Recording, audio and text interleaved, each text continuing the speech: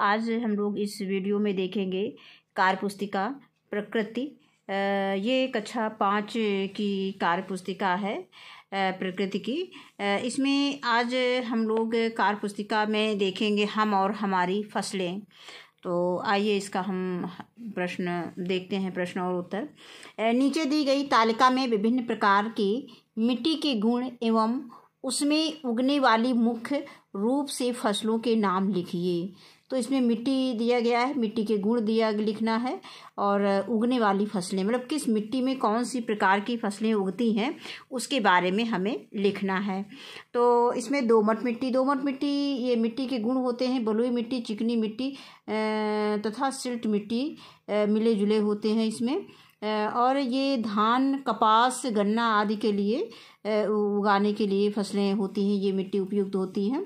और इसके बाद आता है बलुई मिट्टी। बलुई मिट्टी में मिट्टी के बड़े बड़े कण, बालू की मात्रा अधिक होती है और ये तरबूज, खरबूज और बाजरा आदि फसलों को उगाने के लिए सही होती है फसल। इसके बाद है चिकनी मिट्टी। चिकनी मिट्टी में मिट्टी के कण छोटे, मिट्टी के कण छोटे और बालू की मात्रा अपेक्षाकृत कम होती है और इसमें जो फसल उगने वाली हैं वो गेहूं, चना, मटर आदि। इसके बाद आता है काली मिट्टी। काली मिट्टी बारीक कण वाली होती है। इसमें गन्ना और कपास उगने वाली फसलें होती हैं इस मिट्टी में। इसके बाद आता है प्रश्न संख्या 2। प्रश्न संख्या 2 में दिया गया है कि ह्यूमस क्या है, ये किसान की मदद किस प्रकार से करता है। तो इसका उत्तर है कि प्राकृतिक रूप से सड़ने गलने वाली चीज़ों में ह्यूमस होता है।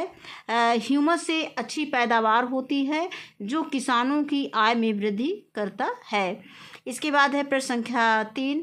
नीचे दिए गए फसलों को उनके वर्गों के आधार पर खरीफ, रबी और जायद में वर्गीकृत करके लिखिए।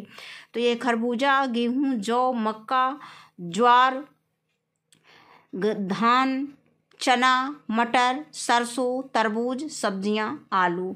अब इनको हमें खरीफ, जायद और रबी की फसल में लिखना है वर्गीकृत करके।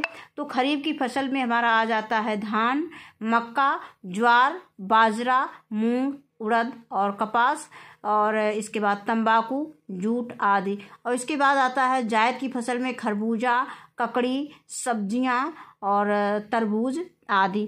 इसके बाद आता है रबी की फसल में गेहूं, जौ, चना, अरहर, सरसों, आलू, मटर आदि। तो ये सब तो फसलें होंगी जिनका वर्गीकृत करके हमें लिखना था। इसके बाद इसमें अगला प्रश्न आता है कि हम और हमारी फसलें में इसमें अगला पार्ट दिया गया है कि आपने कौन कौन से बीज देखे हैं उनके नाम लिखिए। तो इसमें आप बच्चों, आपने जो भी बीज देखा है उसमें नाम आप इसमें शामिल और भी फसलों के कर सकते हैं। जैसे हमने इसमें लिख दिया है कि लौकी, गेहूं, सरसों, चना, पालक, खीरा, मटर, कद्दू, उड़द, पपीता आदि। तो इसमें और भी अगर आपने देखा है तो आप अपने हिसाब से इसमें बीज शामिल कर सकते हैं। इसके बाद अगला प्रश्न है इसमें कि इनमें से कौन सा बीज के लिए सच है, मतलब इनमें से कौन सा बीज के लिए सच है उस पर सही का निशान लगाइए। तो नंबर आ दिया गया है कि बीज श्वसन करते हैं। नंबर बा दिया गया है कि बिना हवा के बढ़ सकते हैं। नंबर 7 दिया गया है सूरज की रोशनी में उन्हें नुकसान पहुंचता है। और नंबर दा दिया गया है कि वे पानी के बिना भी बढ़ सकते हैं। इसमें हमारा ये सा है कि सूरज की रोशनी उन्हें नुकसान पहुंचता है। सूरज की रोशनी से उन्हें नुकसान पहुंचता है। अब इसके बाद आता है कि बीज हमारे लिए किस प्रकार उपयोगी हैं। तो बीज हमें अगली फसल उगाने में उपयोगी होते हैं। यानी कि जो भी फसल, जैसे कोई भी बीज है, गेहूं का बीज है, चना, उड़द, जो भी बीज है, तो अगर हमें उस फसल की अगली फसल लेनी है, उस बीज की अगली फसल लेनी है तो उसके लिए हमें बीज की आवश्यकता होती है। बिना बीज के हम उस फसल को उगा नहीं सकते हैं। अगला आता है प्रश्न संख्या 4 कि साधारण बीज एवं उन्नतशील बीज में अंतर लिखिए। तो साधारण बीज किसान स्वयं तैयार करते हैं जबकि उन्नतशील बीज वैज्ञानिक विधि से तैयार किए जाते हैं। इसके बाद इसी में अगला पार्ट दिया है हम और हमारी फसलें में कि चित्र को देखें और बताएं कि यह सिंचाई कौन सी पद्धति है, सिंचाई की कौन सी पद्धति है, इसका उपयोग अब क्यों नहीं होता, लिखिए। तो यहाँ पर यह पारंपरिक पद्धति है, इसमें समय और श्रम अधिक लगता है क्योंकि अब कम समय में अधिक सिंचाई वाले साधन मौजूद हैं, इसलिए जो है इसका प्रयोग कम किया जाता है या नहीं किया जाता है। इसके बाद आगे आता है कि नीचे दिए गए चित्र को देखकर बॉक्स में लिखिए कि यह किस प्रकार की सिंचाई पद्धति है। तो ये हमारा ये ड्रिप यानी टपक सिंचाई पद्धति है। इसमें बूंद बूंद करके पानी में जो पेड़ों में पानी पहुंचता है। इसके बाद यह स्प्रिंकल यानी जिससे छिड़काव किया जाता है, ये स्प्रिंकलर ये सिंचाई छिड़कना, स्प्रिंकलर में इंग्लिश शब्द है, इसका मतलब होता है छिड़कना, ये सिंचाई विधि है। इसके बाद अगला प्रश्न इसमें आता है प्रश्न संख्या 3 कि निम्न प्रश्नों के सही विकल्प पर सही का निशान लगाइए। नंबर 1 दिया गया है कि किस पद्धति के द्वारा पानी पौधों की जड़ों पर बूंद बूंद वाल्व, पाइप आदि से डाला जाता है। तो ये ड्रिप सिंचाई प्रणाली है। अभी हम लोगों ने ये पढ़ा है कि ड्रिप यानी टपक सिंचाई प्रणाली होती है, तो इससे जो है पौधे पे बूंद बूंद करके पानी डाला जाता है। अगला प्रश्न है प्रश्न संख्या 2, नीचे 2 है कि गेहूं की सिंचाई किस पद्धति के द्वारा की जाती है। तो इसमें में दिया गया है कि फव्वारा सिंचाई प्रणाली और जल प्रवाह सिंचाई प्रणाली और ड्रिप सिंचाई प्रणाली और उपरोक्त सभी। तो इसमें जो है गेहूं की सिंचाई जो है जल प्रवाह सिंचाई प्रणाली के द्वारा किया जाता है। अब इसके बाद आता है कि फव्वारा सिंचाई पद्धति कौन सी मिट्टी के लिए उपयोगी होते हैं। तो ये बलुई मिट्टी के लिए उपयोगी होते हैं। इसके बाद है कि हम और हमारी फसलें, इसमें अगला पार्ट दिया गया है कि ड्रिप सिंचाई एवं स्प्रिंकलर सिंचाई पद्धति में क्या अंतर है। तो ड्रिप सिंचाई का मतलब हम जानते हैं कि टपक सिंचाई होता है, स्प्रिंकलर का मतलब छिड़काव वाली सिंचाई हो जाती है। तो टपक यानी ड्रिप सिंचाई, ड्रिप पद्धति द्वारा पानी पौधों की जड़ों पर बूंद बूंद यानी वाल्व पाइप से डाला जाता है।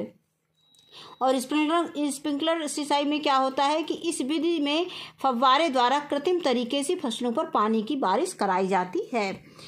इसके बाद अगला प्रश्न इसमें है कि जल प्रवाह सिंचाई पद्धति क्या है। तो जल प्रवाह सिंचाई पद्धति में फसलों की सिंचाई के लिए क्यारियां बनाई जाती हैं, उन क्यारियों में नालियों की सहायता से सिंचाई किया जाता है। अगला प्रश्न है कि प्रश्न संख्या 3, आकाश और राघव आपस में बातें कर रहे हैं, वे चावल के पौधे और प्याज के पौधे के बारे में बात कर रहे हैं। आकाश कह रहा है कि चावल के पौधे को ज़्यादा पानी की ज़रूरत होती है और राघव कह रहा है कि प्याज के पौधों को पानी की ज़्यादा ज़रूरत होती है, यानी प्याज के पौधों को ज़्यादा पानी की ज़रूरत होती है। तो किसकी बात सही है। तो इसमें पहले दिया है राघव की, आकाश की। वैसे तो हम जानते हैं कि दोनों को पानी की ज़रूरत होती है, तो इसलिए हम इसमें कह सकते विकल्प साफ में निशान लगा सकते हैं सही का कि आकाश और राघव दोनों की बातें सही हैं। इसमें पूछा गया है कि किसकी बातें सही हैं, तो आकाश और राघव की बातें सही हैं। इसके बाद अगला प्रश्न संख्या 4 आता है कि नीचे दी गई फसलों का वर्गीकरण कीजिए। तो इसमें फसल का नाम दिया है चावल, प्याज, गन्ना, तिल, कपास, मटर, केला, सेब, तरबूज, बादाम, गेहूं। तो कम पानी की ज़रूरत, तो ज़्यादा पानी की ज़रूरत, तो कम पानी की ज़रूरत गेहूं, सेब, तिल, मटर में कम पानी की ज़रूरत होती है। इसमें कामा हम लगा सकते हैं। और इसके बाद है ज़्यादा पानी की ज़रूरत चावल में होती है, प्याज, गन्ना, कपास, केला, तरबूज, इनमें सब में पानी की ज़्यादा ज़रूरत होती है। इसके बाद आता है प्रश्न संख्या 5 की जैविक खाद एवं रासायनिक खाद में अंतर लिखिए। तो जैविक खाद खेत की मिट्टी के लिए लाभदायक होते हैं और रासायनिक खाद खेत की मिट्टी के लिए हानिकारक होती है। इसके बाद आता है जैविक खाद घर पर बना सकते हैं और ये रासायनिक खाद जो है कारखाने में बनाई जाती है। इसके बाद है जैविक खाद खेत के लिए लाभदायक होती है और ये है रासायनिक खाद स्वास्थ्य के लिए हानिकारक होती है। यहाँ पे इसमें भी हम लिख सकते हैं कि जैविक खाद जो है स्वास्थ्य के लिए लाभदायक होती है। तो यहाँ पे हम इसको लिख सकते हैं कि जैविक खाद स्वास्थ्य के लिए लाभदायक होती है, जबकि रासायनिक खाद जो है स्वास्थ्य के लिए हानिकारक होती है। इसके बाद अगला प्रश्न आता है हम और हमारी फसलें में कि रासायनिक खाद का प्रयोग करने से क्या क्या नुकसान होता है। तो इसका उत्तर हम लिख सकते हैं कि रासायनिक खाद के प्रयोग से खेत धीरे धीरे बंजर होने लगती है। अधिक मात्रा में इसका प्रयोग करने से भोजन में जहरीले तत्वों की मात्रा बढ़ जाती है, जिससे हमें अनेक बीमारियां हो जाती हैं। पशुओं द्वारा इन खाद्य पदार्थों का प्रयोग करने से यानी पशु बीमार हो जाते हैं और दूध की गुणवत्ता कम हो जाती है। अगला प्रश्न है कि रासायनिक खाद की अपेक्षा जैविक खाद अधिक फायदेमंद है, क्यों? लिखिए। हमने पूछा गया है कि रासायनिक खाद की अपेक्षा जैविक खाद अधिक फायदेमंद क्यों है, लिखिए। तो जैविक खाद के प्रयोग से मिट्टी उपजाऊ हो जाती है और जैविक खाद बनाना आसान होता है। ये खाद्य सभी जीव जंतुओं के लिए लाभदायक होती है, क्योंकि यह घास फूस, पत्तियां, गोबर आदि को सड़ाकर बनाया जाता है। इसके बाद आता है प्रश्न संख्या 3 कि अमन की माँ अपने खेत में गोबर की खाद का उपयोग करती है और रमेश अपने खेत में यूरिया की खाद का उपयोग करता है। आने वाले समय में किसके खेत को ज़्यादा नुकसान होगा और क्यों? तो इसका उत्तर है कि रमेश के खेत को आने वाले समय में ज़्यादा नुकसान होगा, क्योंकि वह खेत में रासायनिक खाद का उपयोग करता है। इसके पहले भी हम इस पे चर्चा कर चुके हैं कि रासायनिक खाद जो है खेत के लिए हानिकारक होती है और जबकि जो है जैविक खाद जो है खेत के लिए लाभदायक होती है। इसी में अगला पार्ट दिया गया है हम और हमारी फसलों में कि फसल को कीड़ों से बचाने के लिए किसान क्या करता है। तो फसल को कीड़ों से बचाने के लिए किसान कीटनाशकों का छिड़काव करता है। अगला प्रश्न आता है कि कॉलम आ में प्रश्न संख्या 2 है कि कॉलम आ और कॉलम आ में दिए गए कृषि उपकरणों को कॉलम बा में दिए गए उनके उपयोगों से मिलाइए। तो हंसिया का उपयोग कहाँ किया जाता है? कटाई करने में, तो इसको हम कटाई करना से मिला देंगे। और कुदाली का उपयोग गुड़ाई करने में किया जाता है, इसको गुड़ाई करना में मिलान कर देंगे। सीड ड्रिल का प्रयोग बीज बोने में किया जाता है, तो इसको हम बीज बोने में लगा देंगे। और इसके बाद आता है स्प्रिंकलर यानी सिंचाई करना, जो छिड़काव विधि से सिंचाई की जाती है, तो स्प्रिंकलर को हम सिंचाई करना से मिलान करा देंगे। इसके बाद अगला प्रश्न इसमें आता है कि निम्नलिखित प्रश्नों के सही विकल्प पर निशान लगाइए। पहला दिया गया है कि खेत में खरपतवार निकालने के लिए किसान निम्नलिखित में से कौन से औजार का उपयोग करते हैं। तो इसमें फावड़ा, हल, कुल्हाड़ी, कल्टीवेटर। तो इसमें खरपतवार निकालने के लिए तो कल्टीवेटर का प्रयोग किया जाता है। इसमें हल भी दिया गया है, हल से खेत की जुताई की जाती है, जबकि कल्टीवेटर से जो है, तो इसमें हम कल्टीवेटर लिख सकते हैं। आगे आता है कि फसल पर खरपतवारों के दुष्प्रभावों के बारे में कुछ कथन दिए गए हैं। तो पहला दिया गया है वे फसल कटाई में व्यवधान डालते हैं, और सही बात है। इसके बाद वे फसल की वृद्धि में सहायता करते हैं, गलत है। वे फसल के पौधों के साथ जल, पोषकों, स्थान और प्रकाश के लिए प्रतिस्पर्धा करते हैं, ये भी सही है। वे पौधों की वृद्धि पर प्रभाव डालते हैं, तो ये भी आपका पौधों की वृद्धि पर प्रभाव डालते हैं, तो इसमें हमें लिखना है हाँ, ये भी सही है, क्योंकि ये पौधे की वृद्धि पर प्रभाव डालते हैं। इसके बाद अगला आता है कि कथनों के सही समुच्चयों को चुनिए। अब इसमें कौन से कथन सही हैं, इसको हमें चुनना है। तो इसमें देखते हैं कौन। तो इसमें हम गा और घा यानी बा वाले पे निशान लगा सकते हैं। इसके बाद अगला प्रश्न है कि कथनों के सही समुच्चयों को चुनिए। तो इसके बाद हम ये घा बा वाला कर लिए हैं, क्योंकि इसमें गा सही है कि वे फसल मतलब दुष्प्रभाव इसमें जो पूछा गया है, वे फसल के पौधों के साथ जल, पोषकों, स्थान और प्रकाश के लिए प्रतिस्पर्धा करते हैं, तो ये भी दुष्प्रभाव के बारे में आया है। वे पौधों की वृद्धि पर प्रभाव डालते हैं, ये भी दुष्प्रभाव में आता है, तो इसलिए हम गा और घा को लिख देंगे।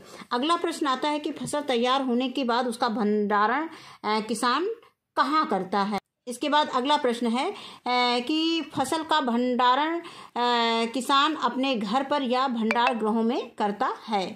आगे आता है कि फसल का भंडारण करने में किसान को किन किन परेशानियों का सामना करना पड़ता है, सोच कर लिखिए। तो इसका उत्तर हम लिख सकते हैं कि सुरक्षित स्थान पर चुनाव करने में जहां फसल को नमी से बचाया जा सके, क्योंकि फसल में नमी पहुंचने से उसमें कीड़े लगने व फसल खराब होने का खतरा होता है। कहने का मतलब यह है कि फसल को हम भंडारण के लिए हम कहाँ पे रखेंगे, जहाँ नमी ना हो, मतलब नमी से हमें बचाना है, नहीं तो हमारी फसल बेकार हो जाएगी, यानी जो हम बीज का भंडारण करेंगे वो बेकार हो जाएगा। इसके बाद अगला प्रश्न आता है। अगला प्रश्न है कि हरित क्रांति के जनक कौन है, हरित क्रांति की शुरुआत किस वर्ष में हुई। तो हरित क्रांति के जनक नॉर्मन बोरलॉग हैं, बोरलॉग थे। इस क्रांति की शुरुआत जो है 1960 ईस्वी में हुई थी। अब आगे है कि हरित क्रांति का मुख्य उद्देश्य क्या था। हरित क्रांति का मुख्य उद्देश्य देश को खाद्यान्न संकट से बचाना, कृषि उत्पादन में वृद्धि करना आदि था। इसमें गेहूं के फसल में अत्यधिक वृद्धि हुई थी, यानी गेहूं की फसल में ये जब हरित क्रांति लागू हुआ था तो जो है गेहूं की फसल में अधिक वृद्धि हुई थी। आगे आता है प्रश्न संख्या 3, हरित क्रांति की आवश्यकता क्यों पड़ी। कृषि उत्पादन के क्षेत्र में क्रांतिकारी परिवर्तन लाने व अच्छे बीज, खाद, सिंचाई तथा आधुनिक यंत्रों के उपयोग द्वारा कृषि उपज में तीव्र गति से वृद्धि करने के लिए हरित क्रांति की आवश्यकता पड़ी, जिससे कि अधिक से अधिक फसल उगाया जा सके। तो आगे आता है कि HIV बीज के बारे में आप क्या जानते हैं। तो HIV का फुल फॉर्म होता है high yielding hard yielding variety. तो इसमें यह है कि HIV बीज प्रतिरोधी होते हैं और उनमें कीड़ों व बीमारियों के खिलाफ उच्च उपज देने की क्षमता होती है। ऐसे बीज उच्च गुणवत्ता वाले होते हैं तथा सुरक्षित तरीके से फसल उगाने के लिए बेहतर विकल्प होते हैं। अगला प्रश्न आता है 5 के निम्न में से हरित क्रांति का संबंध किस क्षेत्र से है। तो इसका संबंध कृषि उत्पादन से है। तो ये पाठ हमारा यहीं पे समाप्त होता है। तो आज के वीडियो में बस इतना ही। वीडियो देखने के लिए बहुत बहुत धन्यवाद।